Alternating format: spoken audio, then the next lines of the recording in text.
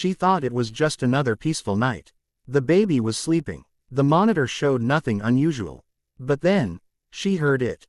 Slow, raspy breathing, followed by a whisper, "She's watching." But the parents were gone. The doors were locked, and the baby was still sound asleep. That's when she saw the shadow, moving right next to the crib. But there was no one in the room. What was watching the baby? And who was whispering through the monitor? It was a cool October evening, the kind where silence feels heavier than usual. The wind outside rustled the trees, and leaves tapped against the windows like they had a message to deliver. Emma, a responsible 17-year-old, had just arrived at the Walker residence for what she assumed would be a typical babysitting job. She had been babysitting little Lily for several months, and the Walkers trusted her completely. The house was large, old, and filled with character. It had a certain charm, a mix of Victorian elegance and modern touches. But there was something else, too. Something Emma had always felt but never said out loud. A quiet, cold emptiness in the upstairs hallway.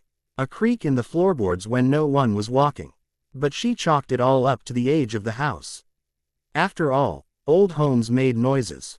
Right. The Walkers left around 7:45 p.m., thanking Emma and assuring her they wouldn't be late. Lily had already been fed, bathed, and was dozing off. Emma's job was simple. Watch the monitor, make sure Lily stayed asleep, and help herself to snacks or Netflix downstairs. By 8:30 p.m., the house had settled into stillness. Emma had turned down the lights and curled up on the couch, the soft glow of the baby monitor screen resting on the coffee table. Every few seconds, the green light blinked softly, indicating that the connection was strong and sound was on. All she could hear was the soft hum of the monitor and Lily's gentle breathing. She opened her phone, scrolling through social media, occasionally glancing at the screen to check on Lily. Everything looked peaceful. The baby was still, bundled in a warm blanket, one tiny arm poking out. But at exactly 9:17 p.m., something changed. The green light on the monitor flickered. Not just a blink, an odd stutter, like the device had lost signal for a split second. Emma leaned in. Maybe it was nothing. But then the audio picked up something new. It started as static, normal white noise. But beneath it, something else emerged. Breathing. Not soft baby breathing. No, this was deeper, heavier, rhythmic, like an adult, but labored, as if someone was standing very close to the microphone. Emma froze. She glanced up toward the baby's room, then back at the screen. Lily hadn't moved, but the sound grew louder, more distinct. It wasn't just breathing anymore. It was whispering. A low, gravelly voice murmured something unintelligible. Emma turned the volume up. The whisper returned, clear this time. "She's watching." Emma's spine tingled. Her body locked in place, her breath caught in her throat. She blinked twice, as if she could erase what she heard. But the voice didn't repeat. The monitor went silent again, back to the soft sound of Lily's breathing. Emma stared at the screen. Nothing had changed. No shadows. No figures. Just the baby. She told herself it had to be a glitch. Maybe interference from another device. Baby monitors could pick up signals from other electronics, right? Still, her hands were shaking. She stood up and walked slowly toward the staircase. Halfway up, she paused. The house was completely silent except for the creaking of the steps under her own feet. She didn't want to scare Lily, so she moved slowly. She reached the door to the baby's room and gently opened it. The air inside felt colder. Like the temperature had dropped by several degrees. She looked around. Everything was as it should be. The nightlight cast a soft glow. Lily was still asleep, chest rising and falling rhythmically. Nothing seemed disturbed. Emma stepped inside, scanned every corner. Closet, closed. Curtains, still. Windows, locked. She even checked under the crib. Nothing. Her breathing steadied a little, though her heart still pounded. Maybe it was just a strange signal glitch. She gently closed the door behind her and walked back downstairs, trying to laugh it off in her head. But just as she reached the bottom step, a sound stopped her cold. Giggling. Childlike. Playful. Not a baby's laugh. A little older. But Lily was barely a year old. She didn't giggle like that. Not alone. Not while sleeping. Emma rushed back to the monitor. She stared at the screen. Lily was still asleep, but something had changed. The angle of the camera looked off. Tilted slightly, like someone had bumped it. And in the far corner of the screen, barely noticeable, something moved. A flicker, a shadow. It passed quickly. Gone in a blink. Emma's fingers hovered over her phone. Should she call someone? The parents? The police? The monitor hissed softly again.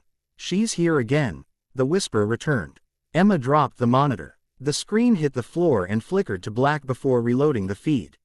Lily hadn't moved, but the camera was now fully angled toward the door. And just for a second, Emma saw the outline of something standing behind the crib. She ran. Not out the door. She ran upstairs. Toward the baby's room. Toward Lily. Toward whatever had just been there. Emma didn't even think as her feet flew up the stairs two at a time. The house, once calm and dimly lit, now felt like a suffocating trap. Each step creaked louder than the last, echoing through the narrow hallway like a warning. Her hand trembled as she reached for the door to Lily's room, this time, not with caution, but urgency. She flung the door open.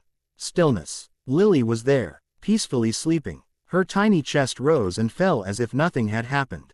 The room was quiet, dimly lit by the nightlight. Emma's eyes darted around. Closet. Closed. Curtains. Undisturbed. Windows. Shut. The air, however, still held that unnatural chill, like an open freezer door had been left ajar for hours.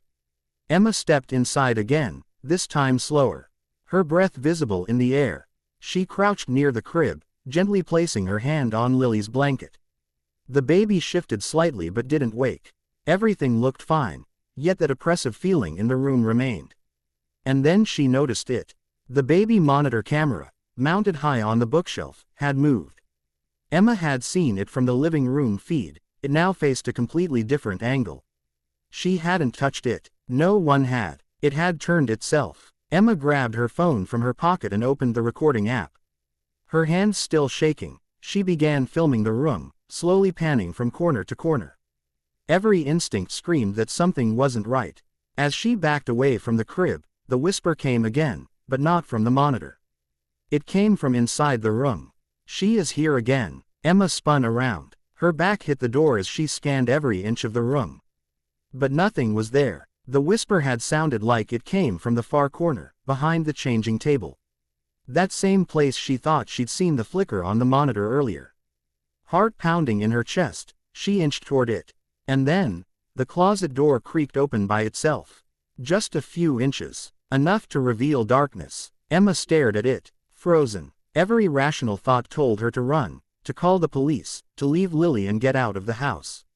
But something stronger, a mixture of fear, protectiveness, and disbelief, kept her rooted to the floor. The door continued to move slowly. Another inch, then another. Emma crept forward. "Hello," she whispered, barely audible. "Is someone there?" Silence. She reached out, trembling, and flung the door fully open.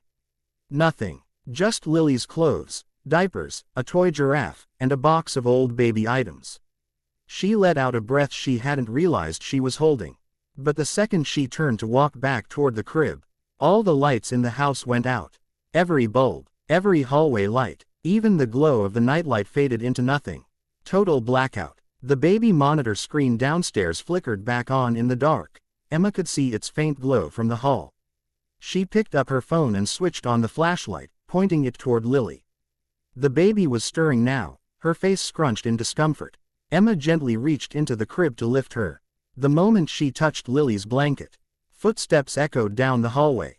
Slow, heavy, deliberate. They weren't coming up the stairs. They were already upstairs. Emma froze again, holding Lily tightly against her chest. The baby started to cry softly. The footsteps came closer, step by step, until they stopped just outside the room. Emma stood between the door and the crib, unsure if she should lock it or open it wide. Then came the knock. Just one. On the door. Soft, but not tentative. She didn't answer. She couldn't. Her mouth was dry, her body frozen. Another knock. And then, silence. Emma waited a full 30 seconds before slowly pressing her ear to the door. There was breathing. Deep. Heavy. Just like before. Not hers. Not Lily's. She backed away and sat on the floor with the baby in her arms, whispering, it's okay, trying to comfort both Lily and herself. Suddenly, the baby monitor in her hand lit up again. But the screen didn't show the baby's room. It was showing a completely different room, one Emma had never seen before. An attic, dimly lit by a single bulb. Dust floated in the air. Old furniture, children's toys, a wooden cradle. And in the middle of the screen, a child. Pale skin, black eyes, not moving, just staring at the camera. Emma screamed. She dropped the monitor and held Lily tighter. Then, everything stopped. The lights came back on. The breathing vanished. The door creaked open slowly, revealing nothing on the other side. Just the hallway, empty and quiet. Emma didn't waste another second. She rushed downstairs with Lily and called the police. Her voice shook as she explained what had happened. But when they arrived 30 minutes later, they found no signs of forced entry, no intruders, and no one in the attic, at least, no one alive. But they did find something. A hidden crawlspace above the attic, sealed off. Inside were old baby items, family portraits, and a dusty, old baby monitor. It had been transmitting from a long-abandoned part of the house, one the Walkers had no idea existed. When Emma showed the officers her recorded footage, they exchanged glances but didn't speak. One of them, older and graying, quietly pulled her aside. This house, he said. It belonged to the Callaways. Their baby died here, years ago. They said she used to talk through the monitor, whispering to anyone who would listen. Emma never returned to babysit again. But to this day, she swears the breathing never stopped. Sometimes, even now, in her own apartment, her baby monitor flickers to life. No baby, just whispering. If this story sent chills down your spine, hit that like button and subscribe for more real, mysterious tales. What would you have done in Emma's place?